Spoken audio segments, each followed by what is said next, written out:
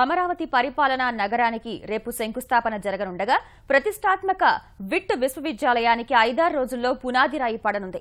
CRDA భూ కేటాయింపులకు సంబంధించి తొలి లావాదేవీ ఈ సంస్థ ద్వారానే జరగడం విశేషం. ఎకరా 50 లక్షల విలువతో 200 ఎకరాలకు 50 కోట్ల చెక్కును సంస్థ ప్రతినిధులు ముఖ్యమంత్రికి అందజేశారు.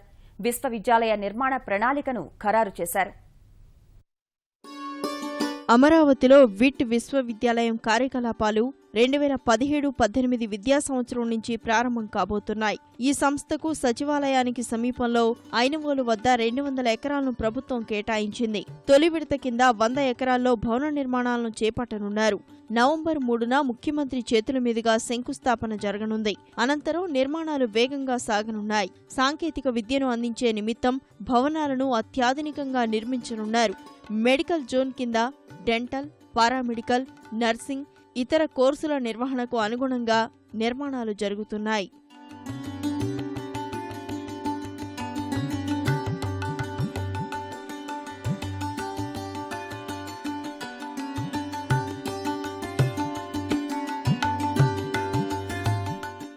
School of architecture, interior design, visual communications స్టూడియోలు ఇక్కడ నిర్మించనున్నారు.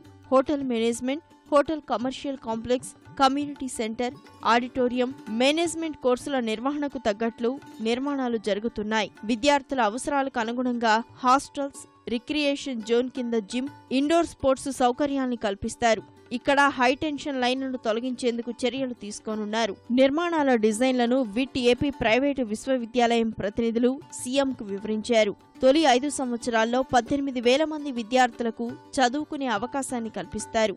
పురోగతిని అనుసరించి మలి విడత కింద మరో 100 ఎకరాల్లో నిర్మాణాలు ప్రారంభం కానున్నాయి. తొలి విడత కింద ఇంజనీరింగ్ విద్యలో 5 కోర్సులను ప్రారంభిస్తారు. 750 మంది విద్యార్థులకు ప్రవేశాల్ని విట్ రాత పరీక్ష ద్వారా కల్పించే అవకాశం ఉంది. నిర్మాణాల కోసం 2 కోట్ల వరకు విట్ యాజమాన్యం ఖర్చు చేయనుంది.